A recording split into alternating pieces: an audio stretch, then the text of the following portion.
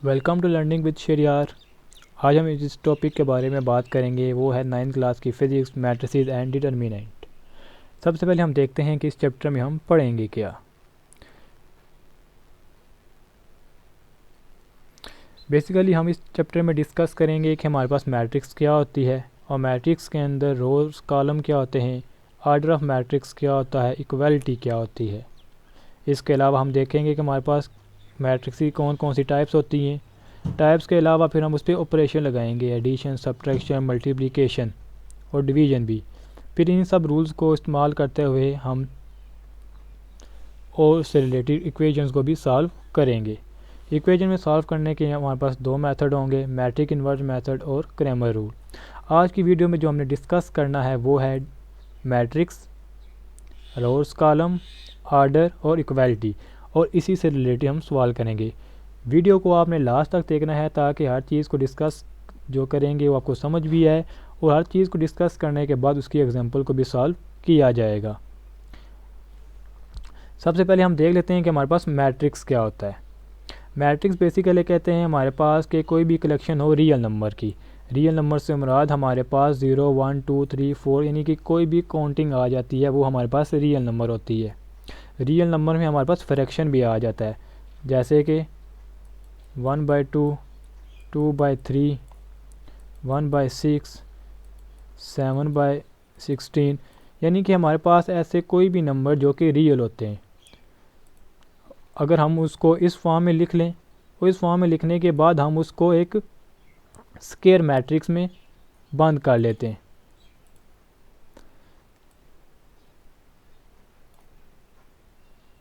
तो हम उसे कहते हैं कि ये हमारे पास एक मैट्रिक्स आ गई है। जैसे यहाँ पे हमारे पास दिया गया 1, 3, 4, 7, 2, 0। सबसे पहले तो ये हमारे पास कलेक्शन थी नंबर की, यहाँ पे ये मैट्रिक्स नहीं है। लेकिन जब यहाँ से हमने इसके नेक्स्ट ब्रैकेट को इसके इर्द गिर्द पुट कर दिया तो हमारे पास ये एक मैट्रिक्स बन गई। इसके अलावा हमारे पास ये भी एक एग्जांपल दी गई है, 0, 1, 3, 4 एक मैट्रिक्स। जिस तरह देखें हमारे पास सेट में होता था कि हम कर्ली ब्रैकेट्स को यूज़ करते थे, वहाँ पे नंबर लिखते थे और कर्ली ब्रैकेट में बंद कर देते थे, तो हमारे पास एक फॉर्म आ जाती थी सेट की। इसी तरह मैट्रिक्स की ये कंडीशन है कि यहाँ पे हम जो भी नंबर या कलेक्शन लेंगे उसको हमने रेक्टेंगुलर फॉर्म में लिखना है, और उसके बाद सेकंड चीज़ यहाँ पे हम जो ब्रैकेट यूज़ करेंगे वो स्क्वायर होने चाहिए। इसके अलावा हम कोई भी ब्रैकेट यूज़ नहीं कर सकते। मैट्रिक्स के हमारी रियल लाइफ में भी, फिज़िक्स में, स्टैट में और बहुत सारी फील्ड में, कंप्यूटर की फील्ड में भी बहुत ज़्यादा यूज़ होते हैं। जब हम बात कर रहे होते हैं मैट्रिक्स, तो मैट्रिक्स में हमारे पास दो चीज़ें आती हैं, रोज़ और कॉलम। अब बेसिकली हमारे पास रो क्या होता है। हम रो कहते हैं कि जो भी हॉरिजॉन्टल लाइन हमारे पास एक मैट्रिक्स के अंदर दी जाए, जैसे कि यहाँ पे ये एक हॉरिजॉन्टल लाइन दी गई है, 1, 2, 3, तो हमने आगे इनका नाम लिख दिया R1, R2, R3। इसकी डेफिनेशन का हम देखें तो यहाँ से लेकर यहाँ तक इसकी डेफिनेशन बनती है, इन मैट्रिक्स से the entries presenting in horizontal ways are called rows. यानी जो भी हॉरिजॉन्टल लाइन में हमारे पास यहाँ पे लिखा गया है, जो भी नंबर लिखे गए हैं, हम उसे कहते हैं रो।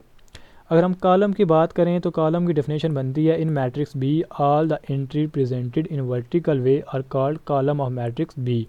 जो भी हमारे पास चीज़ वर्टिकली बताई जाएगी, हमारे पास दो फॉर्म होती हैं, वर्टिकल, हॉरिजॉन्टल।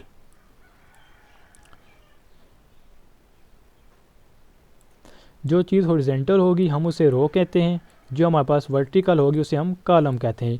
ये जो यहाँ पे C1, C2 और C3 लिखा गया है, ये हम रिप्रेजेंट कर रहे हैं एक कॉलम, दो कॉलम, तीन कॉलम। हमारे पास मुख्तलिफ तरह से कॉलम्स और रोज़ आते हैं एक मैट्रिक्स के अंदर। अब उसको हम डिस्कस कैसे करते हैं रोज़ और कॉलम को। जो भी हमारे पास नंबर ऑफ़ रोज़ और नंबर ऑफ़ कॉलम होते हैं हम उसे कहते हैं आर्डर ऑफ मैट्रिक्स।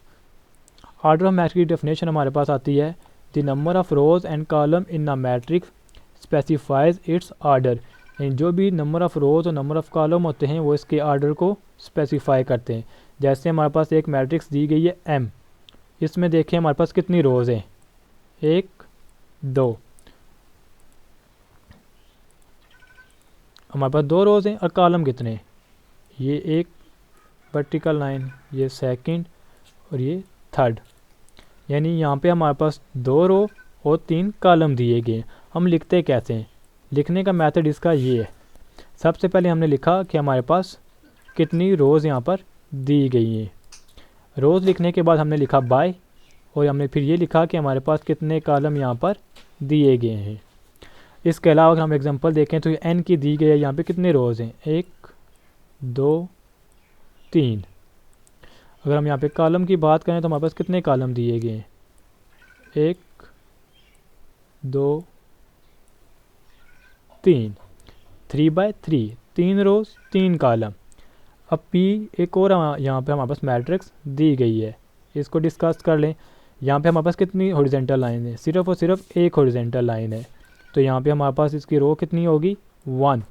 अगर हम कॉलम की बात करें तो यहाँ पे हमारे पास कॉलम कितने दिए गए, कॉलम यहाँ पे दिए गए हैं 1 2 और ये 3 कॉलम, यहाँ पे 3 लिखा गया है। हमने देख लिया कि हमारे पास रोज़ और कॉलम कैसे इसकी आर्डर को डिस्क्राइब करते हैं। इससे नेक्स्ट हमारे पास आ जाता है इक्वल मैट्रिक्स क्या होती है। बेसिकली अगर हम इक्वल की डेफिनेशन देखें तो इक्वल हमारे पास कहते हैं बराबर होने को। दो चीज़ें बराबर कब होती हैं,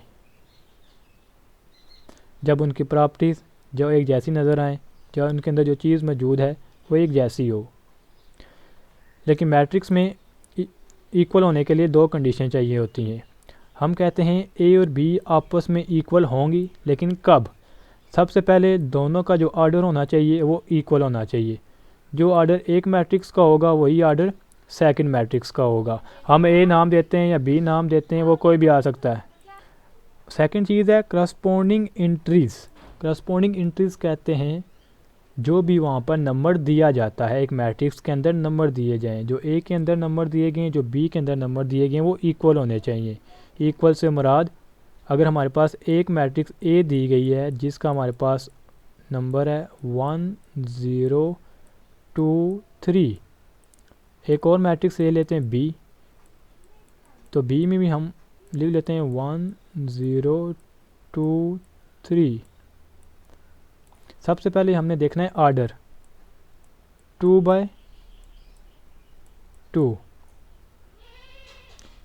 बी का आर्डर देखेंगे तो 2/2। दोनों का आर्डर तो सेम है। उसके बाद हम देखें यहाँ पे पहला नंबर क्या दिया गया है, 1 दिया गया है, तो यहाँ पर भी पहला नंबर क्या दिया गया है, 1 दिया गया है। सेकंड नंबर 0 दिया गया है, तो यहाँ पर भी देखें सेकंड नंबर 0 दिया गया है। थर्ड नंबर 2 है, यहाँ पर भी 2 है। फोर्थ नंबर 3 है, तो यहाँ भी फोर्थ नंबर 3 है। ये होती हैं करस्पॉन्डिंग एंट्रीज। यहाँ पे जो पहला नंबर है और जो यहाँ पर पहला नंबर है इक्वल होने चाहिए, सेकंड वाला भी, थर्ड वाला भी, फोर्थ वाला भी। इसके अलावा जितनी भी नंबर हमारे पास आर्डर की मैट्रिक्स आती हैं, कुछ एग्जांपल देखते हैं।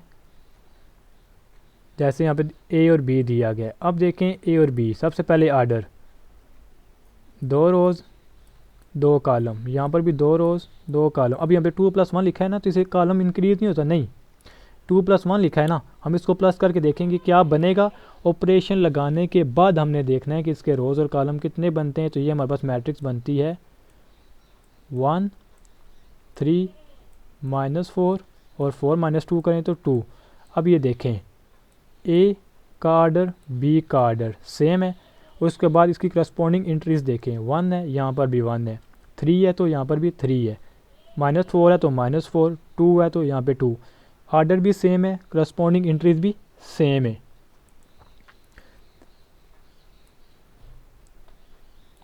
अगर यहाँ पर देखें ए जो दिया गया हमारे पास तो बी इक्वल हो गया। एल और एम देखें, आर्डर क्या है, सेम है, बिल्कुल सेम है, 2/2 है, 2/2 है। अब एंट्रीज देखें, 2 यहाँ पर भी 2 ठीक है, 3 है, यहाँ पर भी 3, -1 है, -1 ठीक है, यहाँ पर 2 है, लेकिन यहाँ पर देखिए अब यहाँ पे आ गया -2। अब ये इक्वल नहीं है, तो हम कहेंगे कि L is not is equal to M। इसी तरह P और Q देख लें, यहाँ पे आर्डर है 2/2 का और Q का आर्डर है 2/3 का। अब इनके यहाँ पे आर्डर ही सेम नहीं है, तो इनके नंबर कहाँ से सेम होंगे। तो इस वजह से यहाँ पे पहले 4 नंबर इसके देखें, इसके सेम बनते हैं, लेकिन हमने पूरी की पूरी मैट्रिक्स देखनी होती है, तो यहाँ पर ये भी आपस में इक्वल नहीं है। अगर एक्सरसाइज से क्वेश्चन देख लेते हैं। पहला क्वेश्चन का आ गया find the order of the following matrix. पहला क्वेश्चन है find the order of the following matrices. सबसे पहले हमने इसका ऑर्डर बताना है, कितनी रोज़ हैं कितने कॉलम हैं। देखें यहाँ पे कितनी रोज़ हैं 2 और कितने कॉलम हैं 2, तो इसका ऑर्डर आ जाएगा 2/2। ये तो सेम है, कुछ मुख्तलिफ देते हैं। जैसे ये डी वाला दिया गया है, तो डी में हमारे पास क्या कहा गया है, डी में हमारे पास कहा गया है डी इज़ इक्वल टू 4 0 6।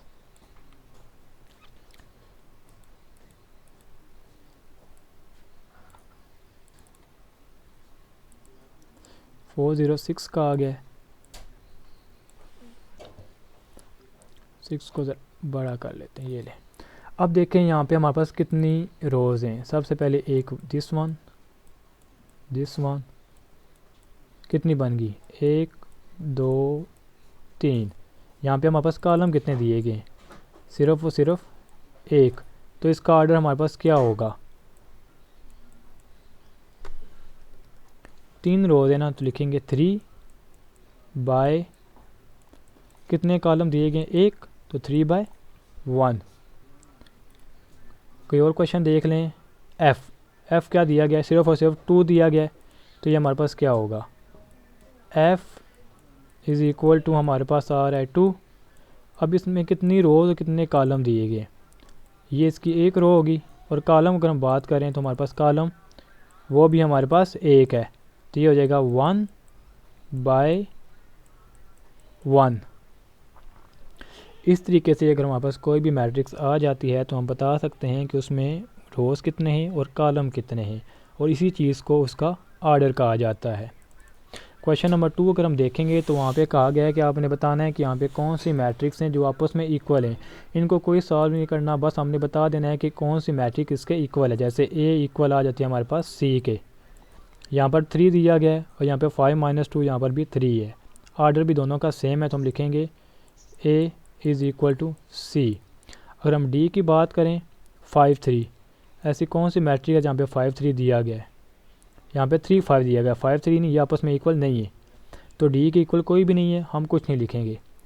और बी देखें आई देखें, ये आपस में इक्वल हैं, तो हम लिखेंगे बी इज़ इक्वल टू आई।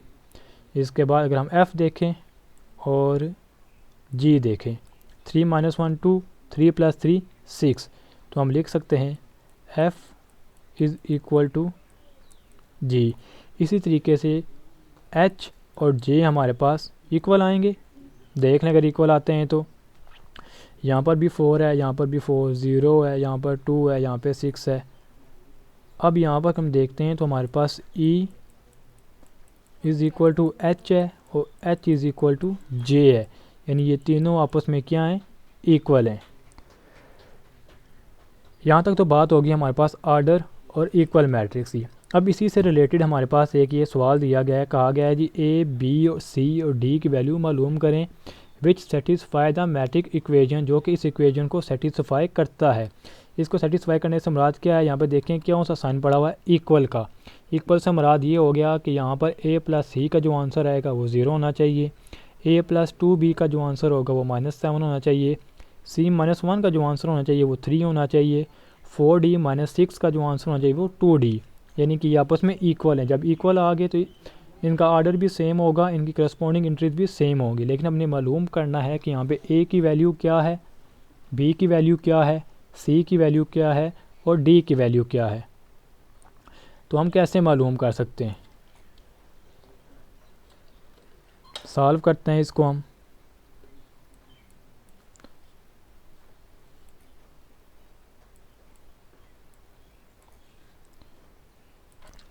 अगर हमें जब ये कह दिया ना कि ये हमारे पास इक्वल मैट्रिक्स है, तो इक्वल मैट्रिक्स हमने क्या बताया था कि पहली एंट्री जो एक मैट्रिक्स की होती है वो दूसरे के इक्वल होती है। तो हम ये चीज़ लिख सकते हैं a + c = 0। उसके बाद हम ये भी लिख सकते हैं a + 2b is equal to -7। इसके बाद हम ये भी लिख सकते हैं c - 1 इज़ इक्वल टू 3। और इसके बाद 4d - 6 is equal to 2d।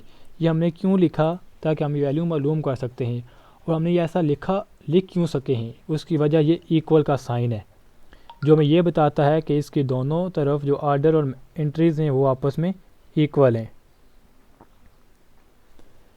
अब यहाँ से हम वैल्यू मालूम करते हैं। अगर हम पहली इक्वेशन देखें, इक्वेशन 1 और इक्वेशन 2, तो यहाँ पे हमारे पास दो वेरिएबल हैं। यहाँ पर a प्लस सी है, यहाँ पे a प्लस 2b है। इनको सॉल्व करने के लिए दोनों में से किसी एक की वैल्यू मालूम होना चाहिए। तो हम क्या करेंगे, इक्वेशन 3 और इक्वेशन 4 देखें। यहाँ पर तो सिर्फ एक वेरिएबल है, यानी एक में c दिया गया, दूसरे में d दिया गया। पहले इनको सॉल्व कर लेते हैं। पहले हम सॉल्व करते हैं c इक्वेशन को, जो कि हमारे पास 3 है। तो हम लिखेंगे इक्वेशन 3, इसको 4 का नाम दे दिया। इक्वेशन 3 को जब हम सॉल्व करेंगे तो हमारे पास बनता है c minus 1 is equal to 3। हमने c की वैल्यू मालूम करनी है, तो इधर -1 है, दूसरी साइड जाएगा तो +1 हो जाएगा। ये हो जाएगा 3 + 1 और c का आंसर हमारे पास आ जाएगा 4। c का तो आंसर आ गया 4। अगर यहाँ पर हम देखें 4 - 1 करें तो यहाँ पे क्या आंसर आएगा 3, यानी कि हमने ये आंसर ठीक निकाला है। ये तो होता है हमारे पास एक आंसर। अब नेक्स्ट निकालते हैं डी का। 4d - 6 is equal to 2d। हमने d की वैल्यू निकालनी है, तो उसकी वैल्यू एक साइड पे कर लेते हैं। तो ये हो जाएगा 4d, इधर +2d है, दूसरी साइड पे आ जाएगा तो -2d हो जाएगा। और ये इधर -6 है, राइट साइड पे आ जाएगा तो +6। 4 में से 2 जाएंगे तो 2d इज़ इक्वल टू 6 आ जाएगा। हमने d की वैल्यू निकालनी है, 2 साथ मल्टीप्लाई हो रहा है, जब दूसरी साइड पे जाएगा तो डिवाइड हो जाएगा। ये आ जाएगा 6/2, तो हमारे पास d का आंसर आ जाएगा 3। हमने c और d निकाल लिया, अब हमने a और b निकालना है। तो इक्वेशन 1 में देखें, वहाँ पे लिखा गया है a प्लस सी, तो हम बिल्कुल a प्लस सी निकाल सकते हैं। कैसे निकालेंगे, इक्वेशन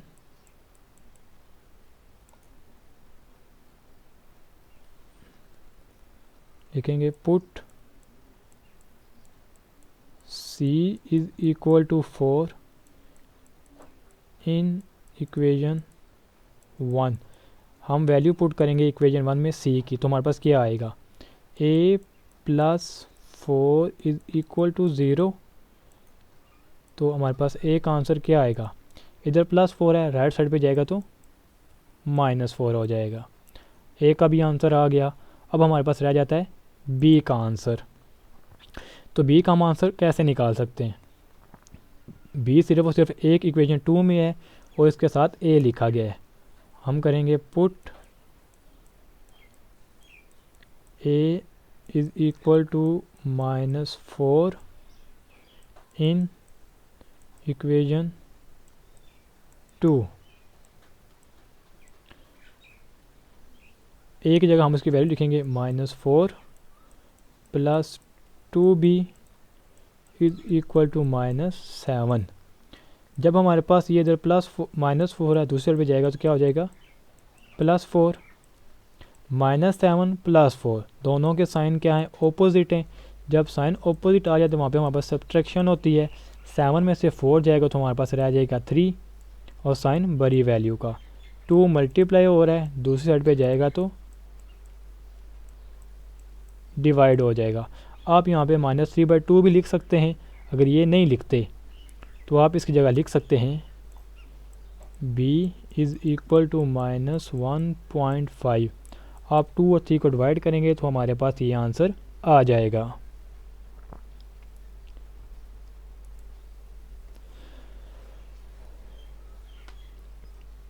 आज की वीडियो में हमने ये देखा कि हमारे पास मैट्रिक्स क्या होती है।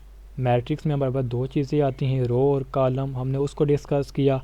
उसके बाद हमने देखा अगर हम रो और कॉलम को लिखते हैं तो हमें क्या चीज़ बताती है, आर्डर बताती है। अगर हमारे पास आर्डर सेम आ जाए, उसके नंबर्स भी सेम आ जाए, हम उसे कहते हैं इक्वल मैट्रिक्स। और इसी से रिलेटेड हमने एक्सरसाइज से कुछ क्वेश्चन किए हैं। यहाँ तक हमारी कंप्लीट हो जाती है एक्सरसाइज 1.1। अगर आपको कोई भी चीज़ समझ नहीं आई तो आप सवाल कर सकते हैं। Thank you.